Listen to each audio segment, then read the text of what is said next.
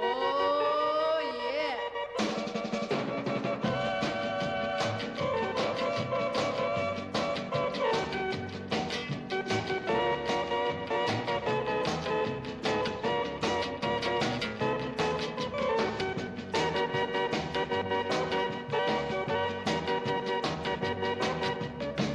Hey, baby, if you're all alone, maybe you'll let me walk you home. But let's dance.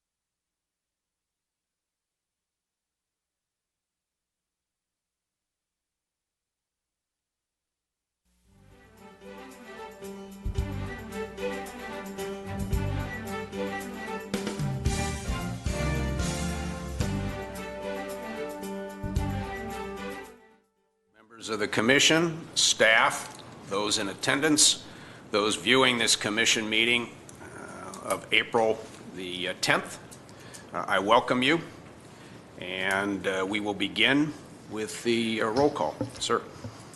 Commissioner Karian? Here. Commissioner Gazarian? Here. Commissioner Devine? Here. Chair McCarley? Here. For the record, Commissioner Manukian is absent. And the minutes, please. Minutes for the meeting of March 13, 2019. Move to approve. Second. All in favor? Aye. For the record, Commissioner Manukian has just arrived. I don't think anyone's opposed There to is the no minutes. I think opposition. We'll move forward. I see no cards requesting the opportunity to address this commission. Therefore, we'll move to item number 4. Recruitment and examination report. Mr. Doyle? Mr. Chair, members of the commission, this note and file item, it's our monthly recruitment and examination status workload. You're familiar with the report, has all of our recruitment processes at various phases.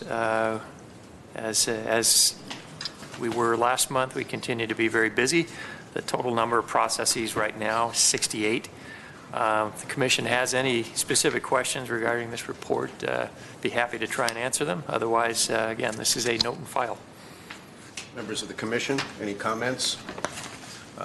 Hearing none, we'll move to item 6. I believe there'll be item number 5, eligible list Excuse me, established. I stand corrected. Item number 5, eligible lists, please. Mr. Chair, members of the commission, this is our eligible lists that have been established since our last meeting. We have a relatively small number this month, just 4 processes. All of them are promotional. So you see a smaller number of applicants overall. But again, the way the report is laid out, we have the title, the number of applications received, and then the far right column we have our total number that made the eligibility list for that. Again, this is a note and file item, but if you have questions, I'd be happy to try and answer them for you. Just a simple procedural question, Mr. Doyle. Those who do not find themselves on the eligible list, are they formally notified? Yes, sir. Yes. At the conclusion of every examination process, those who are successful in making the list are notified, and as are those who end up failing the process. And then notification nowadays is done by email. So it's a lot more timely than previously. Technology has triumphed. With that, number 6. Last specification for approval, Chief Information Technology Architect. Mr. Chair, members of the commission, and I will apologize up front on this one. We do not have the department director here today. That would be Jason Bradford. He had a very serious medical issue last month, and so we deferred this item because it was on the commission agenda last month. We deferred it to this month. Unfortunately, he's part of a delegation at the Tyler Munis conference out of state. And we didn't realize that at the time. Otherwise, we would have tried to go through it last month. But nevertheless, I'll do my best to address this item. And if you have questions, I'll try and answer them. If you prefer that this be deferred to next month, we would be open to that as well. But I'd look to the members of the commission. I think we should just move forward. It's a position that's an important position, and I think we should move forward. If there are any questions, maybe we can ask if that's... I think that that's an appropriate way forward based upon time constraints. With that, I can appreciate a motion to approve. Move to approve. Second. No question. Call the question. Commissioner Manukian? Yes. Commissioner Karian? Commissioner Gazarian? Yes. Commissioner Devine? Yes. Chair McCarley? Yes. All right, number 7, and I think we do have a representation on number 7. Class specification for approval, Legal Secretary Series, and Job Bulletin for approval, Legal Executive Secretary. okay. Mr. Chair, members of the commission, this is 2 items in this report. One is a class specification for approval. The other is the bulletin, which we hope to open, and that would be a request for an open job bulletin for legal executive secretary. With regard to the specification, this is an update of the existing specification series for the Legal Executive Secretary series. Last time we did this was in 2006. The existing specification has some antiquated terms that need to be updated, and some of the newer software is addressed. And we did eliminate an entire classification, which we don't use any longer. That would be this legal systems associate. So from the standpoint of this item, really this is just an update of the specification. The second half of this is a request for an open job bulletin. And as the Commission is aware, we don't bring every job bulletin to you per the rules, but this is one circumstance where we would, because in its previous recruitment, this was done on a promotional basis. The City Attorney's Office is requesting that this be done on an open basis. And our belief is to try to get a broader pool of candidates for the position. We recently did an open paralegal process, and that process yielded an abundance of outstanding candidates, and we're very happy with the hire that was made into that position. So in a similar fashion, this position is being requested as an open bulletin, and we request your approval for that. So, yeah. Firstly, we'll take it in sequence. The first request is approval of the class specification for the Legal Secretary Series. And I look to my fellow commissioners. I just have, questions. Mr. Chair, can I have a quick note? Absolutely. Under knowledge, skills, and ability, do we really need to put that they need to do addition, subtraction, multiplication, and division? Does it? If they can't subtract or add, should they even have a job? Mr. Chair, members of the Commission, these job descriptions, and they do contain a lot of very basic functions, and it probably is unnecessary to have. Could we just cross that out, please? Certainly, we can. Just makes the bulletin look kind of... It is the first time I've seen that insertion. Are these prepared by the appointing authority, or are they prepared in your office? They're done collaboratively, and again, these are typically updated. They go back, to their original creation. I hope it's not a sad commentary on the educational achievement level of so many folks. Yeah. You're okay with us removing the dictaphone requirement as well, I take it? It's interesting, just a comment, not to squander time. It is a useful device, although we've gone automated. There still are counsel, I'm not sure if any remain in the City Attorney's Office who use that technology. Not It here. can be called technology. Other than that, are there any other comments? I move for approval. Second. Question, please. Commissioner Manukian? Yes. Commissioner Afkarian? Yes. Commissioner Gazarian? Yes. Commissioner Devine? Yes. Chair McCarley? Yes. Second piece is the approval of open sourcing, and that is for the Legal Executive Secretary. Again, looking for any comments or questions. Seeing none. Move to approve. Second. Question, please. Commissioner Manukian? Yes. Commissioner Afkarian? Yes. Commissioner Gazarian? Yes. Commissioner Devine? Yes. Chair McCarley? Yes, please. And number 8. Job bulletin for approval, firefighter recruit paramedic and firefighter recruit paramedic promotional. Mr. Chair, members of the Commission, this is another 2-for-1. In this case, we're looking at your approval on 2 job bulletins this time. One for an open bulletin for firefighter recruit / paramedic. The other would be a promotional bulletin, firefighter recruit / paramedic. The reason this is before you is that we're modifying various elements of the minimum qualifications in order to really focus this recruitment on paramedic hires. As the Commission is aware, most of our calls nowadays are medically related, and we're moving toward an organization that's more paramedic than firefighter oriented, but certainly the candidates will have to have both sets of skills given the emergencies that they'll likely face. Again, on the open bulletin. We anticipate a significant response. The candidates will be required to have a paramedic license and have completed a firefighter level 1 academy as a desirable qualification in order to apply.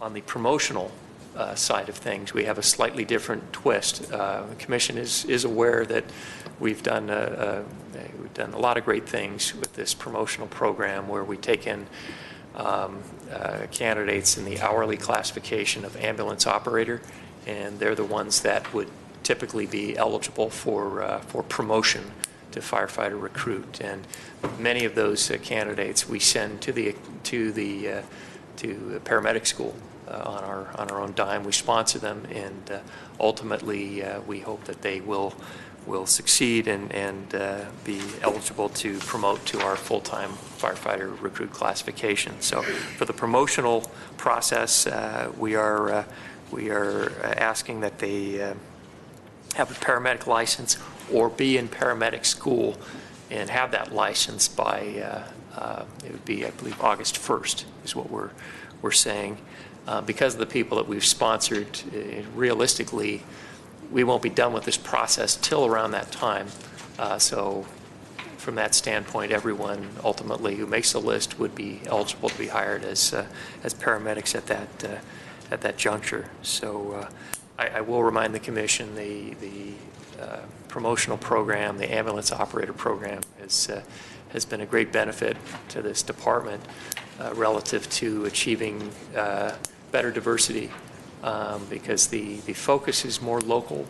We have a lot of young people from the community and typically have a diverse component that's more reflective of the Glendale community in that pool. So with that, if you have questions, I'd be happy to try and answer them.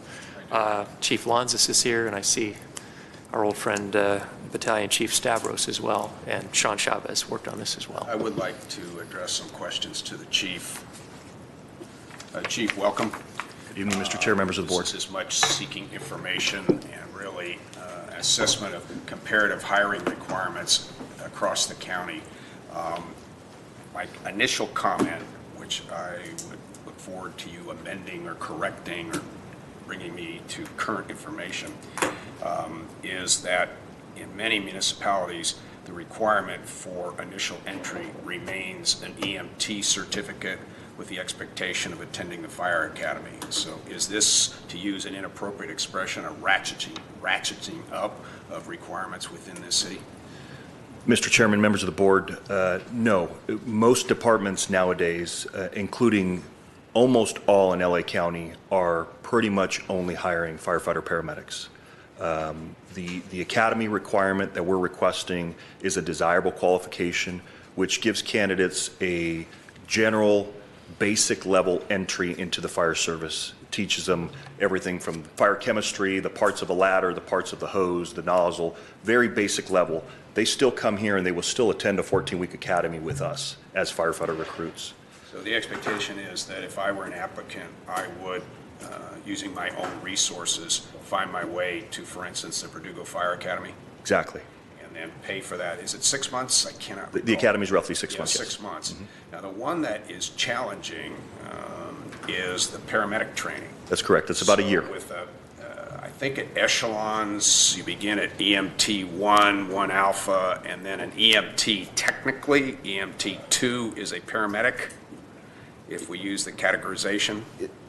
In some instances, that's how they categorize them. Now, it's basically EMT and paramedic. You can see how they're separate. Old I am from. You're correct, though. That's how it used to be. It used to be EMT 1, recitation. EMT 2, EMT Right. defib. That's Those have correct. kind of gone away. They now have EMTs and paramedics. All right. Now, And we anticipate a large number of candidates to apply for this. There is, just as an example, the department in Orange County recently did a recruitment for firefighter paramedic, and they're going to be doing 6 weeks of interviews to get through their candidate pools. Well, you certainly provided a note of encouragement, because my concern was that the paramedic training itself, if I recall, is at a minimum of a year. UCLA has a program. That's the program I'm familiar with. Correct. And there must be some others at There- major there's- educational institutions. Yeah, there's many others. There's UCLA, there's Daniel Freeman, there's several in the Inland Empire, there's Ventura County's got one. It is a year? Or It's a year. By the time you go through the classroom portion, the didactic, the ride-along portion, and all of that, it's roughly a year. All right, so for our fellow departments, as to LA, is LA moving in this same direction? So if I applied at LA today, the initial entry requirements would be what you've articulated in this class specification? So just to be clear, both LAFD and LA County Fire Department, both very large organizations Yes. that do have other functions within their organization that don't require paramedic on every one of their resources. Just to give you some context, we have 12 fire apparatus in our city, 9 fire engines, 3 ladder trucks. All of our fire engines require 2 firefighter paramedics on each. Our ladder trucks are currently not paramedic required, but most days we have paramedics on them. So we have very few, we only have 7 non-paramedic employees left in the organization at firefighter level. That's progressive.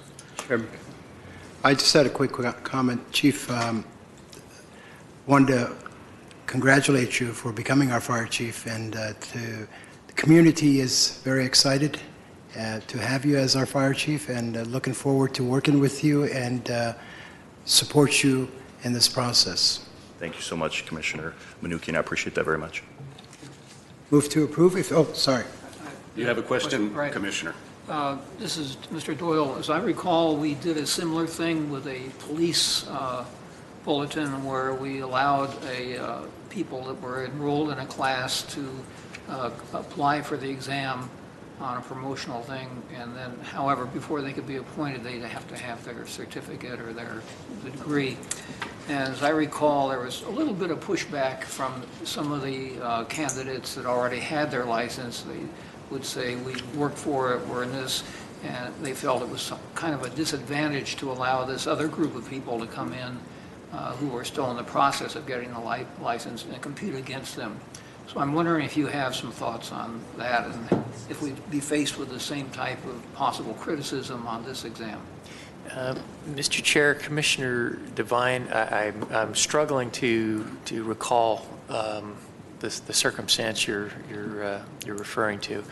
Are you talking about our pre-service program where we take people out of the academy? I believe it was either a captain exam or a lieutenant exam where we changed the rules to allow people who are in the process of getting a license or requirement to compete against those who already had the license.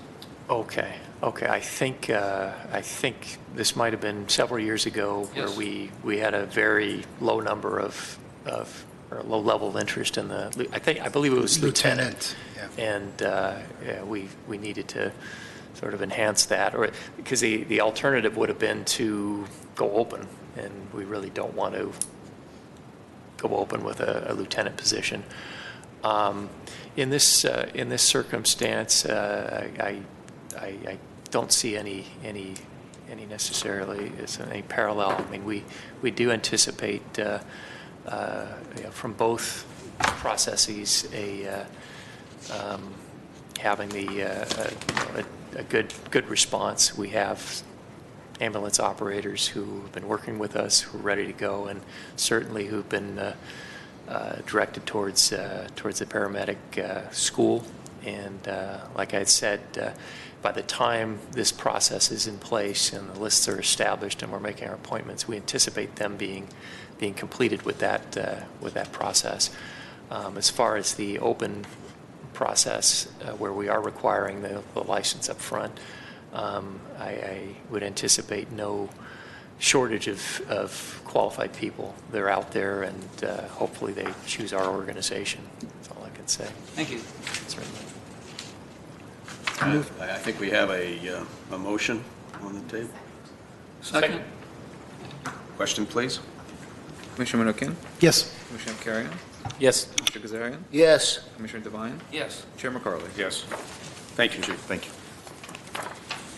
And with that, I think we move to past performance evaluations, status of those. There are also reports, item number 9.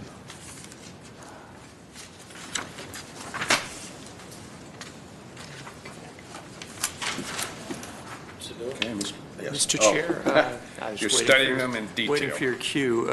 The only report we have at this agenda item is the past due evaluations, and I'm pleased to say, I mean, this is the first month where we actually enforce the if it's a second notice, the department director would have to appear. And I'm happy to say, all of the departments did get their evaluations in on time. Some were working to the last minute, still trying to get used to this new process, but we got them all in, so there are no second notices, and hence no department heads here waiting to address you. We do have 9 first notices, and that's going to happen. But ultimately, the really good news is that we have 12 entire departments that have no late evaluations at all. So I just want to pleased to report that, and all your efforts have been very fruitful. Thank you, Mr. Doyle. I think the real test will be next month, and hopefully those 9 will disappear, because each one of those are what we call on the trade danger close at 53 days. So, but I am confident that the system will work, and our administrators will come forward, our managers, and do the right thing by their employees. Thank you. And I look to my commissioners and to staff. We'll begin with Mr. Doyle as to any comments other than what has been expressed. Hearing none. Members of the commission?